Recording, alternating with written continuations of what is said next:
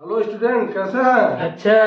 तो आज हम लोग जो है यह चैप्टर 6 त्रिभुज का जो है एक छोटा सा क्वेश्चन देखते हैं। दिया है इसमें क्वेश्चन है कि समकोण त्रिभुज ए बी सी में कोण बी समकोण है और बी डी जो है ए सी पर लंब है, तो सिद्ध कीजिए कि ए बी स्क्वायर बराबर होगा ए सी इंटू ए डी। ये सिद्ध करके दिखाना। तो सबसे पहले हम लोग ऐसे प्रश्नों को सबसे पहले प्रश्न में देखते हैं कि क्या क्या दिया है वो ढूंढते हैं। तो इसमें कह रहा है कि यह ए बी सी एक समकोण त्रिभुज है। तो सबसे पहले ए बी सी एक समकोण त्रिभुज हम लोग बनाएंगे, अर्थात इसमें कोण क्या है, बी जो है समकोण है, 90 अंश है, बना लेंगे। तो दिया है त्रिभुज ए बी सी में कोण बी बराबर 90 अंश। और एक बात और दिया है, और बी डी जो है लंब ए सी पर है, अर्थात यह ए सी है और ए सी पर लंब क्या है, बी डी है। और जब बी डी जो है ए सी पर लंब होगी तो यह भी कोण क्या होगा, 90 अंश का, और यह भी कोण क्या होगा, 90 अंश का होगा। ठीक, यह दिया है। उसके बाद इतना हम लोगों को दिया है प्रश्न में। अब उसके बाद उपपत्ति ले लेते हैं। उपपत्ति में जो चीजें दिया रहता है उसको ले चलते हैं। अब हम लोग क्या करेंगे, जो सिद्ध करना है उसको लाने का प्रयास करेंगे। तो सबसे पहले क्या करेंगे, एक त्रिभुज ए बी सी दिया है, एक त्रिभुज ए बी सी ले लेंगे।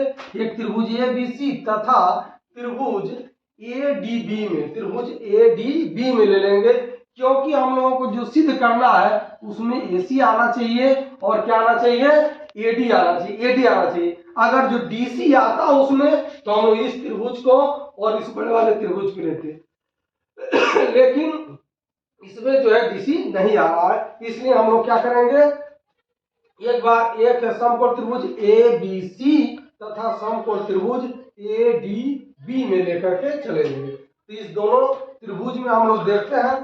तो सबसे पहला क्या है कि इसमें कोण ए बी सी के लिए भी है और त्रिभुज ए डी बी के लिए है। और ये दोनों त्रिभुज में जो है यह कोण आ रहा है, अर्थात कोण ए उभयनिष्ठ है, अर्थात कोण ए दोनों त्रिभुजों में है, इसलिए यह उभयनिष्ठ हो गया। फिर इसके बाद देखते हैं कि इसमें जो है कोण बी क्या है, समकोण है, 90 अंश है, और यह इस पर लंब है, इसलिए यह कोण जो है डी बी क्या हो जाएगा, 90 अंश हो जाएगा। अर्थात कोण ए बी सी और कोण जो है ए डी बी, ये दोनों क्या हो जाएंगे, ये भी 90 अंश हो जाएंगे। तो जब किसी त्रिभुज के दो कोण अलग अलग बराबर हो तो तीसरा कोण क्या होता है, अपने आप क्या हो जाता है, बराबर हो जाता है। तो अर्थात इस त्रिभुज के तीनों कोण, इस त्रिभुज के तीनों कोण अलग अलग क्या हो गए, बराबर हो गए।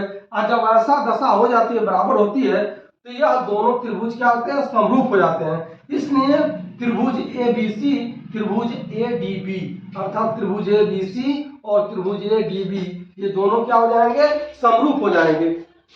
और जब दोनों त्रिभुज समरूप होते हैं तो इनकी संगत भुजाएं क्या होती हैं, अनुपातिक होती हैं। तो अब इनकी संगत भुजाएं क्या होती हैं, अनुपातिक होती हैं। तो हम लोग क्या करेंगे, अब जो है इनकी संगत भुजाओं को अनुपातिक कर देंगे। तो अब त्रिभुज ए बी सी में देखते हैं हम लोग। तो त्रिभुज ए बी सी में कौन एसी है, क्या है, कौन एसी है, तो हमने एसी लिख दिया। और इसका लंब क्या है, 90 अंश है, ये लंब है, ये लंब जो है हमने क्या लिख दिया, ए बी लिख दिया।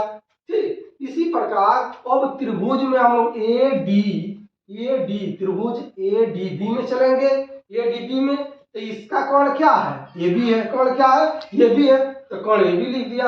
लंब क्या है, लंब क्या ए डी है, तो हमने लंब इसमें लिख दिया।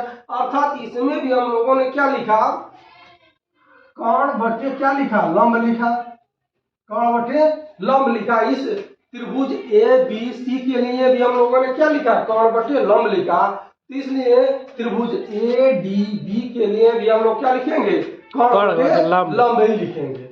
तो यह मिल गया ऐसा। अब हम लोग क्या करेंगे, इसका तिर्यक गुणा कर देंगे, इसका गुणा इसमें और इसका गुणा इसमें कर देंगे। इसका गुणा इसमें करेंगे तो क्या हो जाएगा, ए बी स्क्वायर हो जाएगा, क्या हो जाएगा, ए बी स्क्वायर। और इसका गुणा इसमें करेंगे तो ए सी गुणे ए डी हो जाएगा। और यही सिद्ध करना था, अर्थात ये हो जाएगा हैंस प्रूव्ड, ये सिद्धम।